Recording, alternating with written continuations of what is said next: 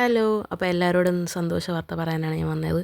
എൻ്റെ ഒരുപാട് നാളത്തെ ആഗ്രഹമായിരുന്നു. അങ്ങനെ എനിക്കും ഒരു വീടായി. ഇതാണ് എൻ്റെ വീട്. അപ്പോൾ ഒരുപാട് വർഷം എന്ന് പറയാമല്ലോ, ആഗ്രഹം സഫലീകരിച്ച ദിവസമായിരുന്നു. അപ്പോൾ എല്ലാവരെയും അറിയിക്കാമെന്ന് വിചാരിച്ചു. അപ്പോൾ ഇത് നമ്മുടെ ഹോള്, ഇത് നമ്മളെ എന്താ പറയുക ഡൈനിങ് ഏരിയ. ഇപ്പോൾ ഇൻറ്റീരിയർ വർക്കൊന്നും ചെയ്തിട്ടില്ല. അതായത് സംഭവങ്ങളെല്ലാം ചെയ്യണം. അപ്പോൾ അതിന് ശേഷം ആയിട്ട് മൊത്തത്തിലൊരു വീഡിയോ ഞാൻ ഇടുന്നതായിരിക്കും. നമ്മൾ ഓപ്പൺ കിച്ചനാണ്. പിന്നീട് അവിടെ തന്നെ മറ്റേ പുകയില്ലാത്ത അടുപ്പ്.